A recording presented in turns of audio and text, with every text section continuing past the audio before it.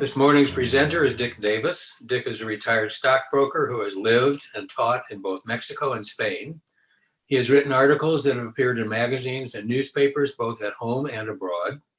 He has traveled extensively through Europe, Russia, China, and Mexico by auto and by bus. He has written articles about learning Spanish, teaching English, being safe in Mexico, Mexican history, arts, crafts, and shopping. So with that impressive background, please welcome Dick Davis.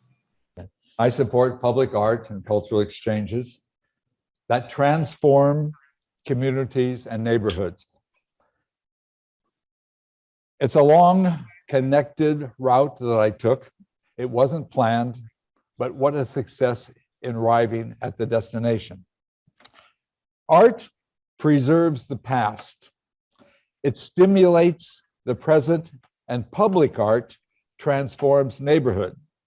In San Francisco, new buildings in downtown San Francisco by law have to incorporate public art works in their design that are open and viewed daily by anyone during business hours. Art brings joy, and that can be art, it can be music, it can be cuisine. And it's good for people, and it's good for business, it's good for capital, and it's good for labor. The point is, you too should be supporting public art at all times. I came by this destination in a very roundabout way. It all began during my misspent youth. I was a wanderer. I had the absolute desire to see the world. And during my college years, I had saved some money. I hadn't graduated.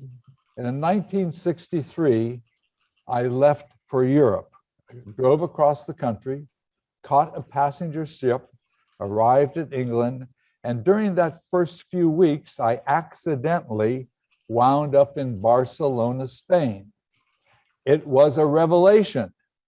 I had enough money to spend 7 months in Barcelona. That was $700 in 63. Spain in 63 was 1/3 to 1/4 the cost of any other European country. And I knew nothing about where I had arrived. I didn't realize that the people around me were speaking Catalan. I thought everyone in Spain spoke Spanish. But instantly, I went across the street from my pension, where the US consulate was. I said, where could I attend a Spanish language school? 2 flights up. So within minutes, I'd had a school. I had missed the first 3 days, but it was a Thursday, and I signed up for a 3-month intensive Spanish class. That allowed me to learn enough Spanish to pass the language requirement at Berkeley. I had unfortunately tried to study French. And if you can't spell very well in English, don't try French. So that was an initial advantage that I didn't realize that would come to benefit me 40 years later. I came back and I graduated when I was 27 from college, having spent my wandering youth and plugging along day by day. I went to law school, but I had a little problem. I had a wife, a child, and a mother-in-law, and no money. So my law school career lasted 1 semester. I read an article in the San Francisco Chronicle that said the average stockbroker within 3 years, if he had some success, was earning $20,000 a year. That little greedy side of me thought that was an immense fortune, and that would be equivalent to $200,000 today, about 10 times difference. So underneath that article, there was an advertisement for brokerage trainee at Hayden Stone. Thank God they didn't hire me. They were the first one to go broke in 1968. But going up and down Montgomery Street, interview by interview, I learned to get a little bit better and more impressive. And of course, you're always hired by that last guy. And you wonder, why didn't you start with him first? And that was Reynolds Securities. And Reynolds had one of the best training programs. They sent their trainees to New York for 4 months of an academic education and 2 months in the office for everything else, which I did. So therefore, in 1969, I began my career as a stockbroker, and I retired in the year 2000. During the 90s, I had seen the full circle of change, at least I felt it was full circle, because being a stockbroker in the 60s and the changes and the economy, et cetera, and during the 90s, it was very obvious to me I have to make one more change. I didn't wish to do so. I retired.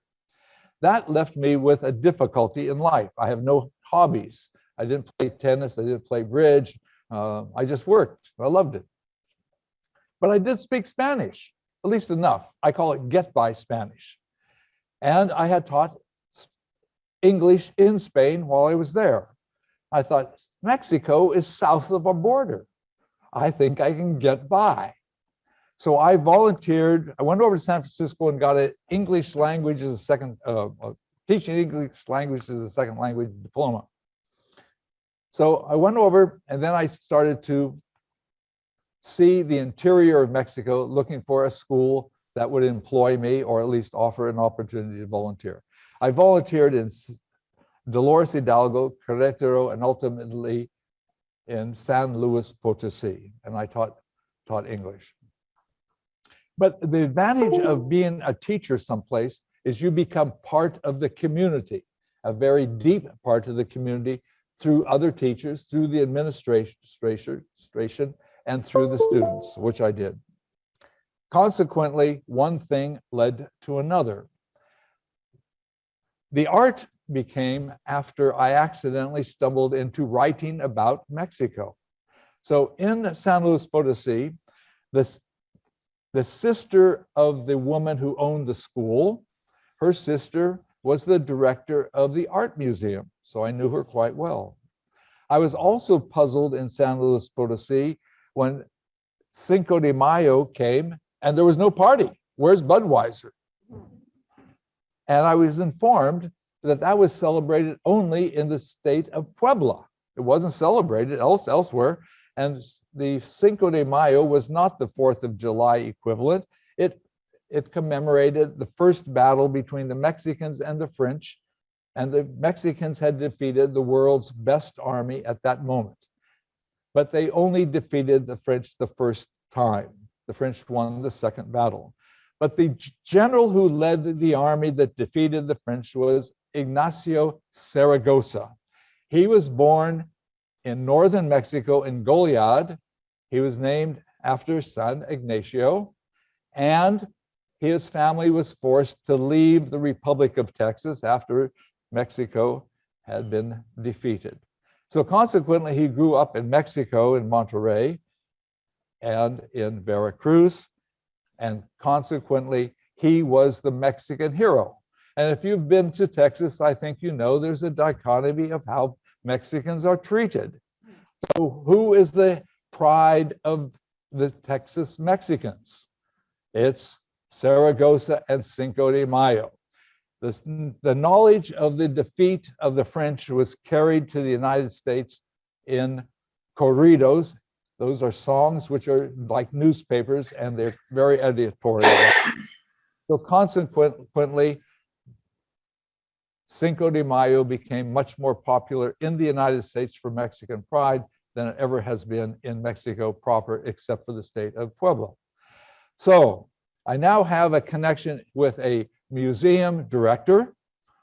I go to Puebla to write about the Cinco de Mayo. I'm there for the parade. I go to the hotel. I come down for breakfast. And who do I meet? Only one person for breakfast. And that happens to be Mary Carmen Olvera, who is supposed to be here, and we have a chair for her in your spirit. And she was the tourist director for a town called Zacatlan, which you're going to see a lot of today. And Zacatlan is about 2 hours from this major city of Puebla. She invites me to come visit. I thank her, but that's not on my route and that's not for my time. That's in May. However, December of that year, I'm thinking I should come and write something about the posadas and their history in Mexico. I email her, I am welcomed, and I wanted to go to see the posadas, which is a 9-day Christmas affair, not a 1-day. And I wanted to see it more traditionally, the processions and participations. So she lines me up with all sorts of activities for a week. And she says, come to our family gathering on the last day and you're welcome. I did. And she is one of 11 children, all of which have married and have other children. It was a very large family get together. I was the outsider. So I now know the director of Zacatlan. And then while I'm in Zacatlan, she asked me, we have an artist, a native. He comes out of the mountains in the norte. He brings in his oil paintings of his community. And he says, how can I sell these? Can I sell them? She shows them to me, a few, I don't know, about 3, one of which was herding sheep. Now, I immediately recognized that Miguel Diaz del Guerrero was painting his community. But once upon a time, I was a sheep herder in my teenage youth. I made a deal with Miguel. I said, Miguel, I would like a series of paintings. I would want the sheep herding, the sheep roundup, the sheep being sheared, the carding, the washing of the wool, the spinning of the wool. Ultimately, I want to see the fabric worn of the completion of the use of the wool, which he did. So the next year I come back to Mexico and I've got a lined up of these commissioned paintings. And Julie Ressler, another long story, by the way, being the director of the Wilmot's Arts Guild, put on a show with Miguel's paintings. That is our initial connection. Now, things happen and continue. How do we get from there to mosaics? Well, I now have different connections in the art world, not being an artist myself. But I go to Barnes Museum in Philadelphia. I don't know if you've read about Isaiah Zagar or if you've read about the Barnes Museum. Both are interesting. I am visiting South Philly. I usually get a map, walk all over the city. There are 200 mosaics in South Philly created by Isaiah Zagar. I'm looking at a building with a facade. It's mainly abstract. And I'm saying, what is this? A lady walks out of the door. She's dressed in a uniform. She's a security guard, but not of that building. That's her residence. And I say, what does this mean? She says, why don't you ask the artist? He's walking down the street. So now I meet the artist who's a mosaic artist. Isaiah, we talk, it's a hot day. He says, why don't you come over to my house and we'll have iced tea. Isaiah was born 1 year before me in 1939. We have some wandering backgrounds. He spent his time in the Peace Corps and speaks Spanish. I spent my time in Spain for my Spanish background. And I know a director of an art museum in Mexico that likes abstract. I put them in contact. Nuria Armengold flies to Philadelphia.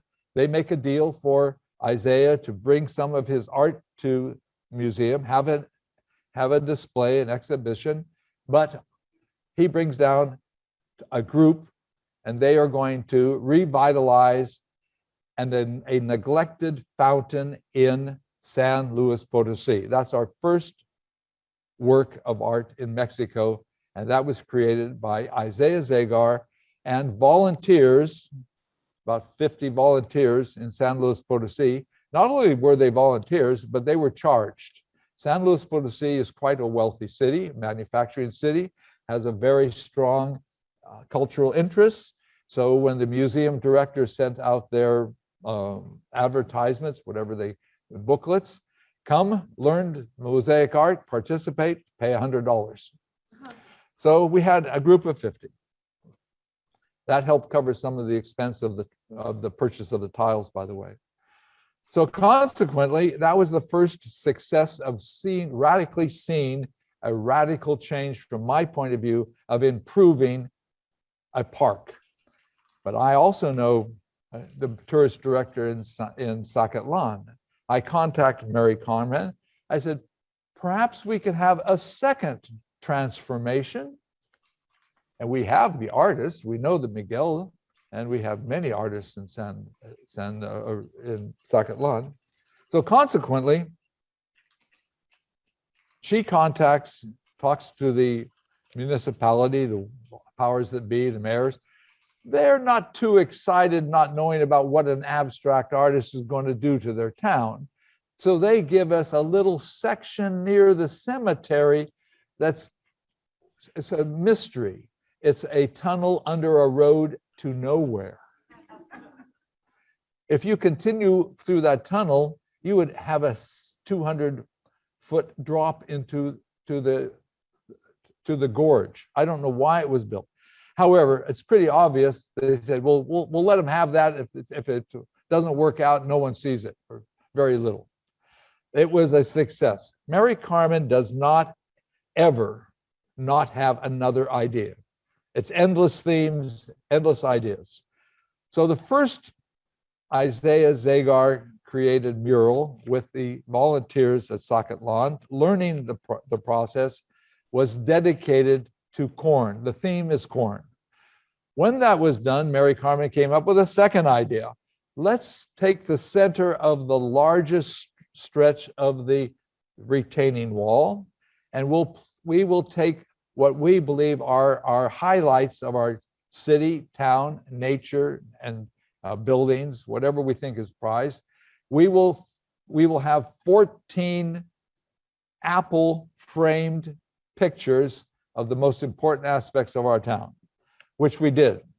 But that left side and right side of the wall still empty. Mary Carmen says, let's honor the indigenous communities with their apple pickers, their agrarians, their subsistence workers. Let's honor them. So all those communities are also on the wall, left and right side. She doesn't quit. The right side of the cemetery, let's put up the Aztec glyphs and their beliefs. That's done. And lastly, the facade of the cemetery is the traditional biblical panels, Old Testament and New Testament. In total, it is 3 football fields long. The barranca itself is 1 football field long. That's the longest one stretch portion. Now, well, that doesn't stop. In Zacatlan, when it was laid out in a grid, there was a 3-block section with a creek running through it. That creek turned into an open sewer and turned into an unattractive place for people to live. And although that sewer was culvert and put underground about 50 years ago, unfortunately for Zacatlan, it still was the least attractive section of the town. And thinking about Isaiah Zagar and covering up graffiti as he once did, that needed to be covered up. It was not attractive whatsoever. So Mary Carmen comes up with the next idea. She wants to take old photographs and blow them up in mosaics on the walls. So you're going to see the 3-block long, which is another 2 football fields long, by the way. We are now working on about 7 football fields in total in actuality. We're not finished yet. But that 2 sides of the Callejon, those are the originals were ideas, take the old photographs. Now the people coming down to take a look of an 1890 photograph or a 1940s photograph, 1930s, they recognize the old buildings. They recognize some of the people in those photographs. And it's really been a delight to the local citizens. And I think the people who visit from out of town are impressed by how an alleyway has been turned into an outdoor art gallery. So one thing after another has been led. But I think I'd like to show you now our first San Luis Potosi 5-minute video, which will show you the whole process of the art of mosaics, if you can.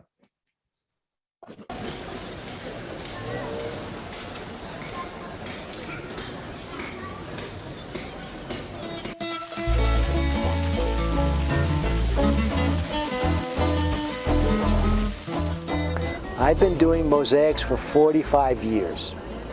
I've been working in Philadelphia for that many years.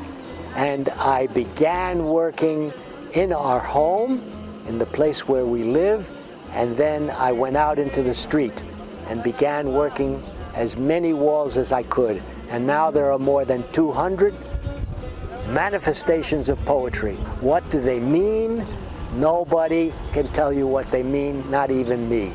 Nobody can tell you what this means, not even me, except that there is an understanding when the people finish this mural that they have had the time of their lives, that they have done something special in their lives, and that it has brought smiles to them.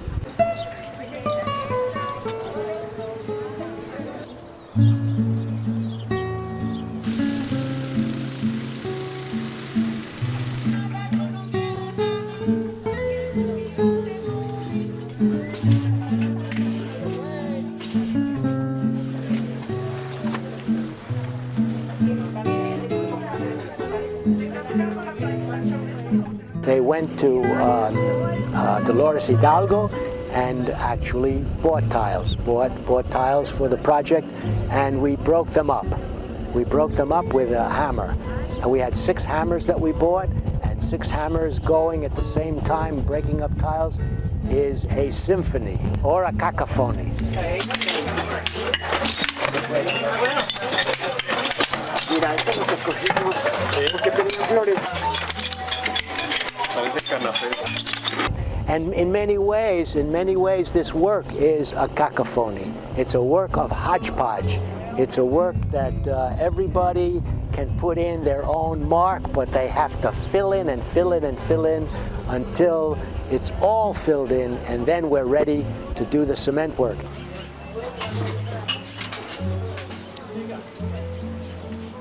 And we work for 2 days putting the tile up, and then the next day we cement it, but we cement it in a very special way because we use colored cement.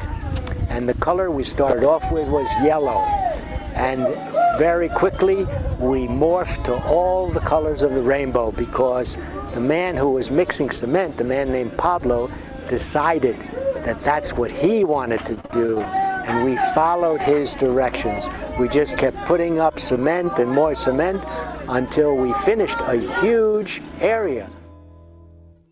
Pues sí, es lo más bonito del frente y las placas, hay placas que se ven bonitas. Mi parte favorita del mural es el concepto de cómo los pequeños pedacitos forman un elemento completo.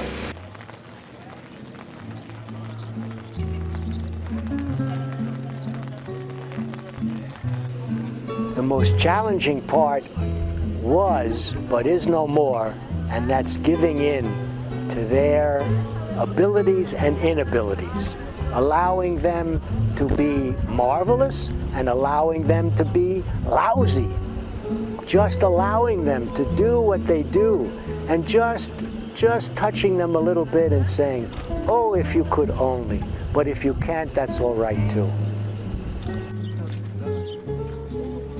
Where do you find inspiration for your work? Everywhere, everywhere. El mundo magnífico y misterioso.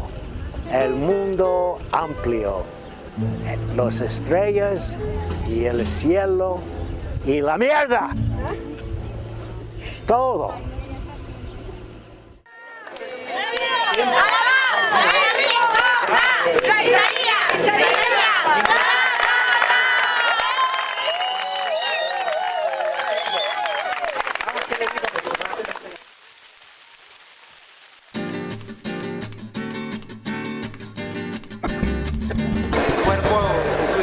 representativo de su obra, el cuerpo humano, el hombre y la mujer.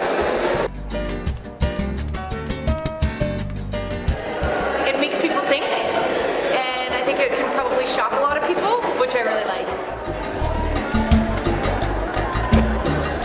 A mí lo que más me gustó fue todo el detalle que le ponen, o sea, que sean segmentos bien chiquititos, hacen algo bien grande.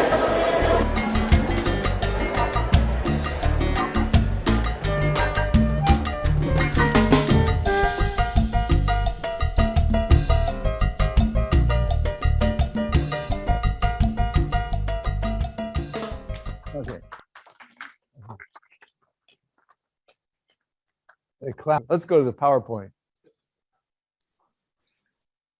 Mary Carmen was supposed to conduct this part.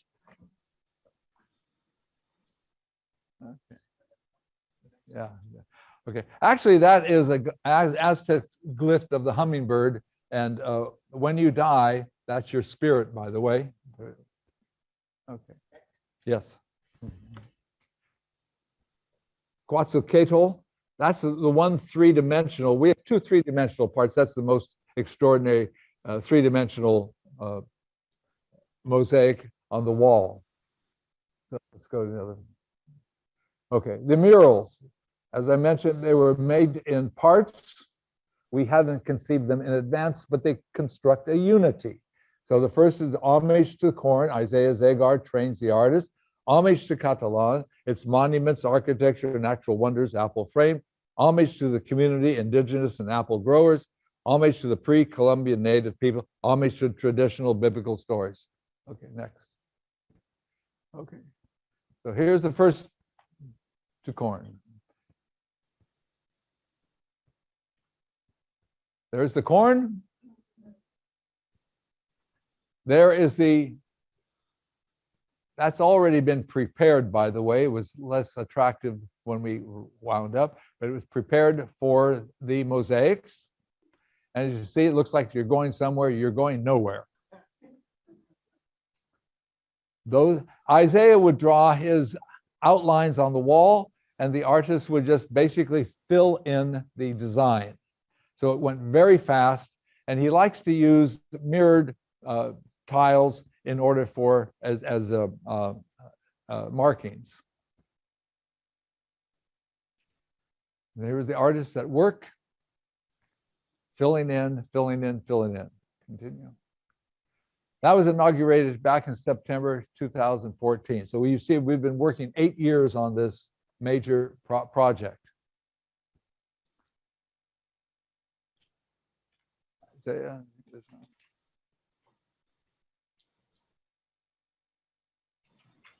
Our artists work. Most of this was volunteers, but you can't subsist forever on volunteers, unfortunately. But they were now trained and very enthusiastic artists. And the lower side. Okay.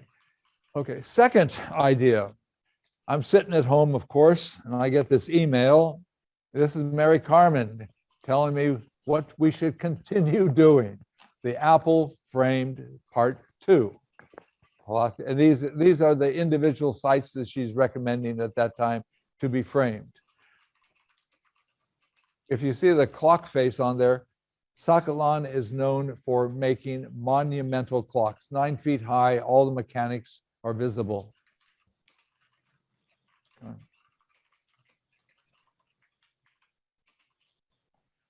This is the retaining wall, the longest single portion, which is just under 300 linear feet, which means a football field in length.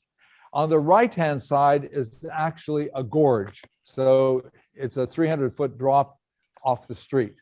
So this is the, and I think this from the 17th century, perhaps, maybe earlier, that this cemetery and the wall has been there. That's what we started with. The municipality was very helpful. Everyone helped. They moved trees, they moved lamp posts, and they finished the walls so we could place the murals on them. So we did not have to pay for plastering over the stone walls. The municipality took care of that for us. And as you see, what's becoming on the left-hand side, the apple framings are drawn on the walls, and then the artists come in, they fill in, they create, and little by little, they are cutting tiles, not only placing broken pieces onto designs. They're cutting the tiles for the individual works, and they get better and better and better. So that was completed, let's see, that was completed January 2015. As they get better, they get more detailed and they take a lot longer. So as you can see, oh, there it is. Actually, I'm in this photo. I'll be darned. It looks like I'm working, but I'm not. Okay. Okay, let's flip through. Okay, that fish is 2015. Okay, now we're getting it a little bit more careful in each design. It actually can represent a donkey, looks like a donkey, a person looks like a person.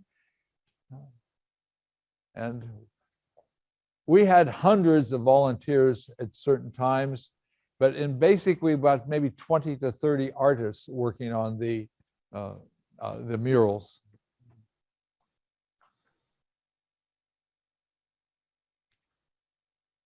This is the before and after picture of the corner. And you can see on the stub on the corner, we now have a Zacatlan clock tower there. So that stub was heightened.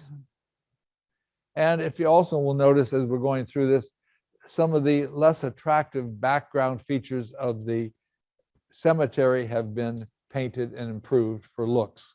People care. Eastern side of the cemetery retaining wall is this was the upper side over the initial tunnel to nowhere, and this is where the Aztec glyphs were placed. Once again, the city took care of giving us the background for the mosaics. They covered the walls for us. Okay, yeah.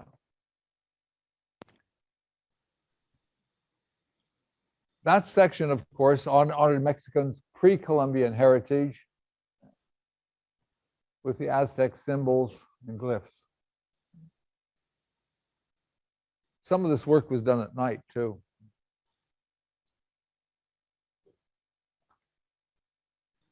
Zacatlan will never be a tourist-driven area because it doesn't have a beach. It has some hot springs, but the weather, it is not only is it the apple capital of Mexico, it is the fog capital of Mexico. Okay, Quetzalcoatl, serpent, feathered body serpents, Aztec gods. Okay, that's being.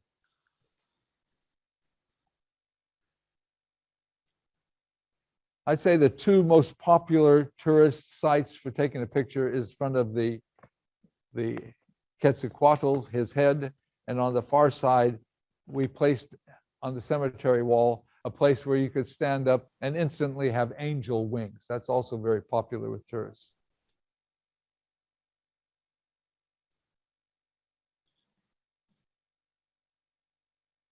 This is the original entrance to the cemetery. Those trees have been removed, and you can see when they would dig out a new grave, they just place all the dirt in front of the cemetery, remove it later. But that's what we had to deal with. And that has been completely transformed also.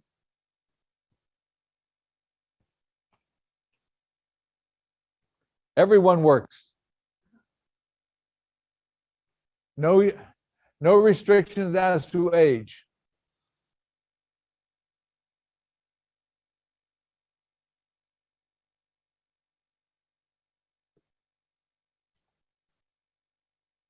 This blonde lady is Julie Ressler. She came down to check us out.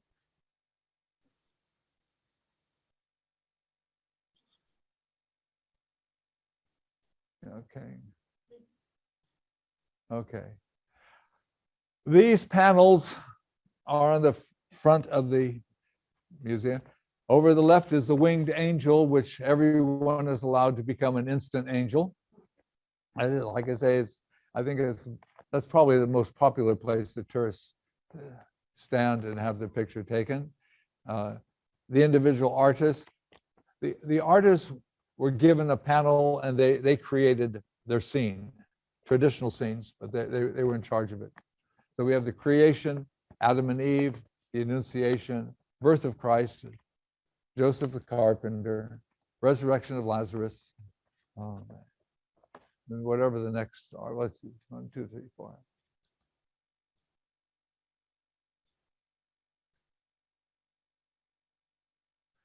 As you notice from the initial tunnel portion, which was broken tiles, virtually all of these tiles are now being individually cut to order. We have cut them, and those artists have become very proficient, and it takes a lot longer. So the more we did, the slower we got. Okay. Okay. Thank you, Julie Ressler, Wilmot's Arts Guild, Chicago.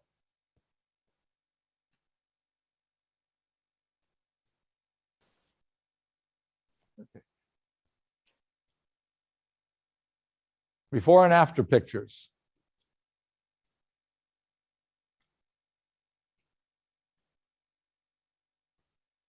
Is that it? Okay, that's it. Economically, these stats are 2 years old because COVID kind of halted the minor lectures I've been able to give. So these stats are 2 years old and more has been done since. 5 new hotels. And who knows how many bed and breakfasts. 12 new restaurants. Numerous shops. Many are snack shops, cafes, gift shops, craft shops. 117 are recorded. These are small, often family-owned and run, converted space. There's 5 new parking lots. I hadn't even thought about that.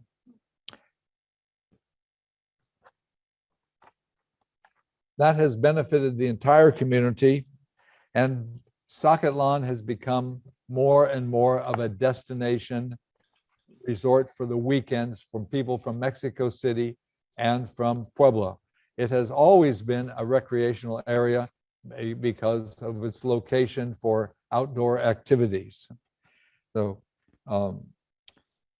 after we finished the cemetery retaining walls, we started in on the Callejon.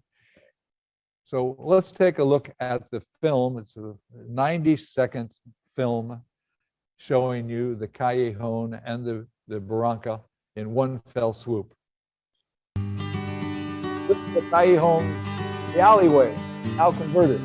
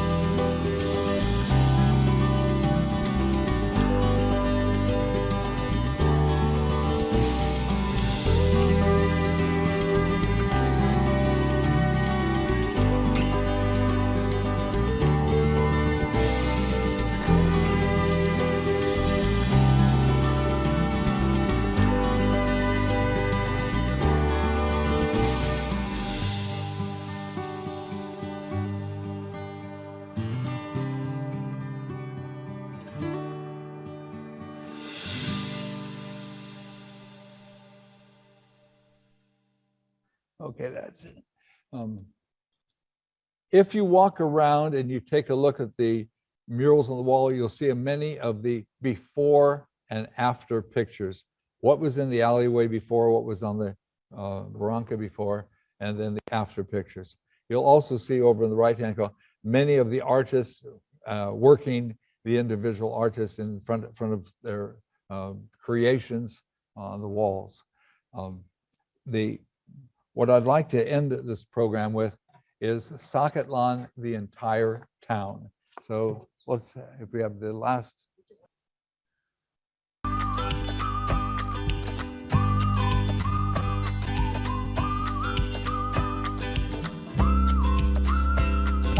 The center of maybe 50 you take for you. Apple and cider.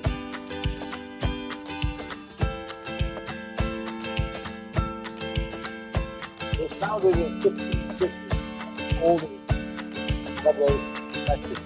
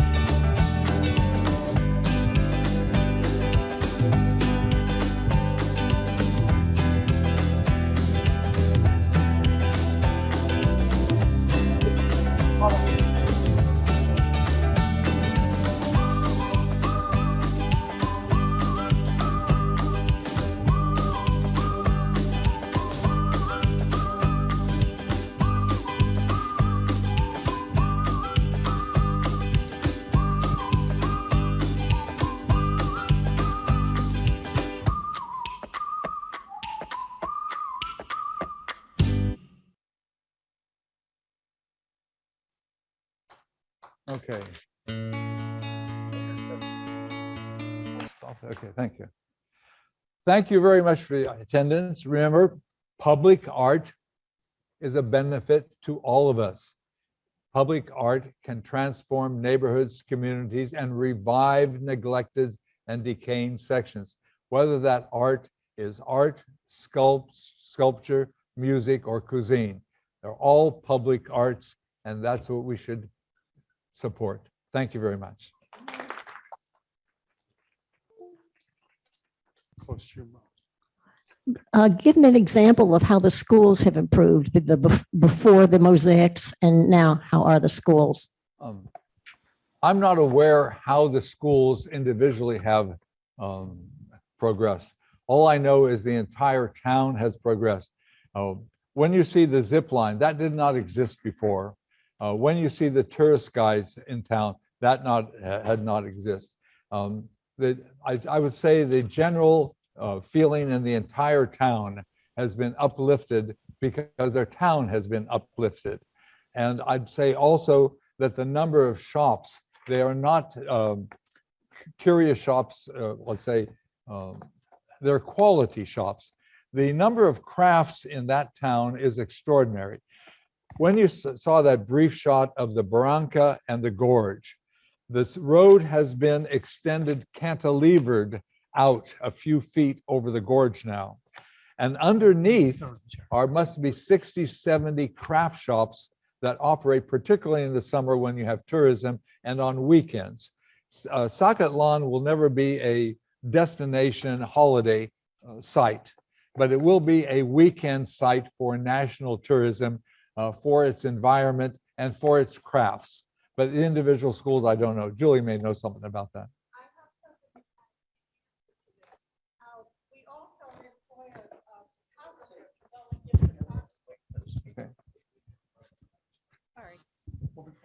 Yes, Dick also, and the Wilmette, through the Wilmette Arts Guild, sponsors a photographer who comes in from San Luis Potosi to give a professional photographer, award-winning photographer, George Olney, to come in and give lessons to the kids. Yeah.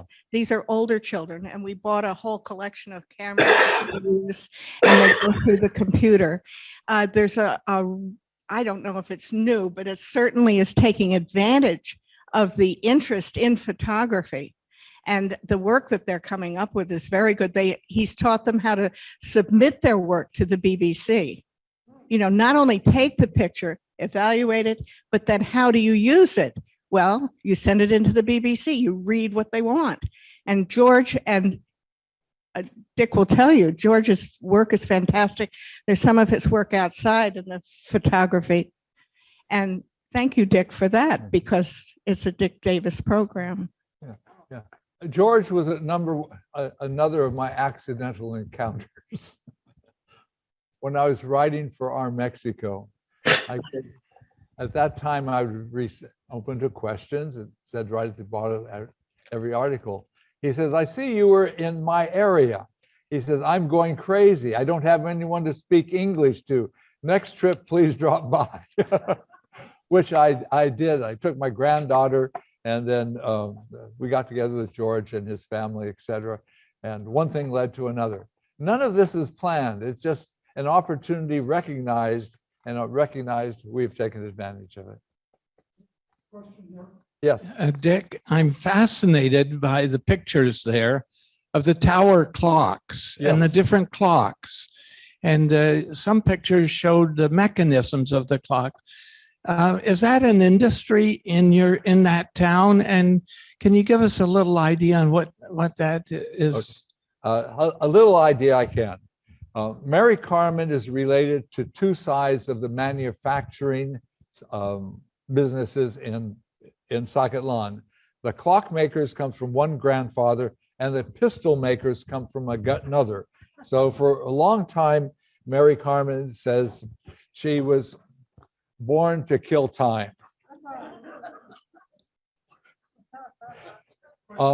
The manufacture of pistols ran into a problem, 1970 something. I forget when Mexico took away the guns from the population.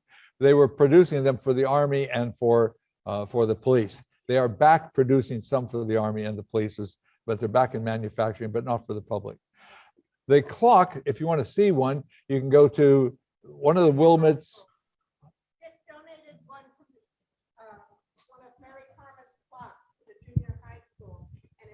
Which junior high school? Wilmette Junior High School? I think it's the only junior, oh yeah, the junior high school in Wilmette. And Okay. if you walk in the park, you take a little walk around school, you can see it clearly because they have it in a bay window that they constructed for it. They turned the bells off. Yeah, well. There are no bells and whistles in the junior high school, but the clock does make marvelous bells and whistles. Now, like many family disputes occur between brothers and cousins and generations. So there are now more than one family tree who manufacture the oversized monumental mechanical clocks. I know best of all Clemente, who is Mary Carmen's brother, but her other brother Jorge and her uncle also were producing clocks. What you see are in the manufacturing works, and they're open. When I first went to see the clocks being manufactured, what astounded me was that the mechanisms were hidden. They're in towers, they're sold to churches, they're sold to municipalities, they're sold throughout Latin America. One of Clemente's major customers has been Cuba to restore the downtown clocks in Havana. Now, I said, but we have a population now that's clicking and clicking, and it's all on computer, and we're losing our mechanical engineering enthusiasm. So these clocks, if you take a look at a clock, they have all the basic physical elements are within a clock. You have a wheel, you have levers, you have the wedges, you have all of those basic material. In clocks and bicycles, if you take a good look at them, all this simple physics that moved ancient Rome and Greece, etc., they're all there. And I wanted to show those movements. So consequently, that's the reason why I encouraged Clemente to build those clocks, and we've donated at least 4 in the United States. The first one was to the Exploratorium in San Francisco. There are 2 schools in the Bay Area that also have those major clocks. They're 9 feet tall with large faces. But the most impressive thing to me is to look at the clock and see how it works and how the mechanisms transforms the energy from one place to another. But if you have any kid that ever likes to look at the gadget, when I was in 6th grade, this kid used to sit next to me and he'd take his watch apart and put it back together. He turned into an engineer, by the way. But the mere fact I can take things apart, I couldn't get it. It was surprising to me. Magically, more parts would appear when I tried to put things back together. Okay. Another question over here. Dick, I was wondering, you mentioned future projects. What are the future projects and currently, I believe when you saw the film with the one woman who was working on a wall mural, that is below the Callejon entrance. It's on the next segment of the town, which is walled on one side, open park on the other. That segment is now under artistic domain for 32 individual murals, each one representing an individual state of Mexico. Those projects won't be finished for another year because it is incredibly detailed work. Each panel will have a native from that state represented in dance and the native outfit and costume. So alphabetically, you'll be able to go backwards with Zacatlan being the first one and then go all the way to whatever the first A would be if there's an A. So those projects are under development at present. That is the current project. Mary Carmen definitely will have more projects. Okay, but we have also brought to the United States the artists in different schools in Las Cruces, in Lodi, in Vacaville, California. Miguel has had a number of art shows in the United States, not only in Chicago, but in San Francisco and Napa and Alameda in Las Cruces also. So we will continue to support the cross-cultural exchanges. Just this last week, Fred and Margot, Fred is a photographer, Margaret is a painter. They spent 2 weeks in Zacatlan, was to be the the flower festival. Unfortunately, they changed the date about 2 days before Fred and Margaret got on the plane. So they went up to Quetzalan to see the voladores. I don't think we have a photo of that here, but out there, okay.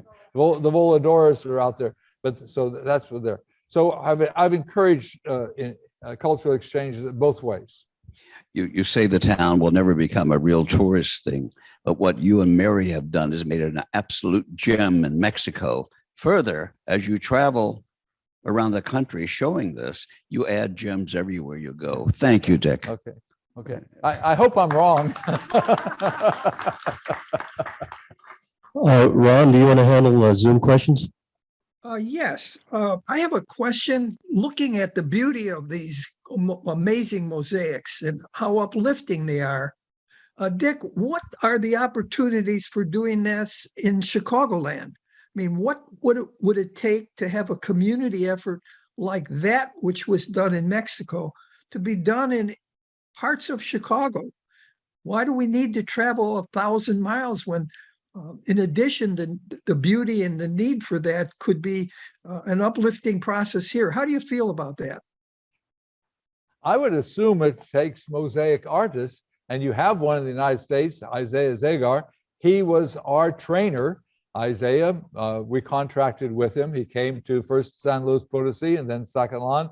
He brought a crew of 4, and under his training, we began.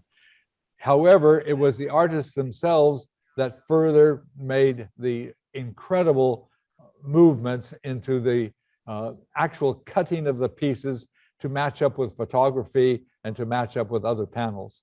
So it just takes an interest. I don't know how to spur it, but Isaiah was our spur. Even it doesn't start with the community being interested in something like this. It begins from the artist's conception. I wouldn't say it needs to have the artist's conception, but it has to have, it certainly has to have people interested in the art. And in our case, definitely was Isaiah to train artists who were not mural artists or not mosaic mural artists. What I see across the United States are murals everywhere nowadays that have replaced graffiti in small towns, large towns, cities, etc. However, they're painted. What I think about the mosaic murals is they are much more permanent. And again, Dick, thank you so much. Fabulous presentation. Really, really good. Thank you.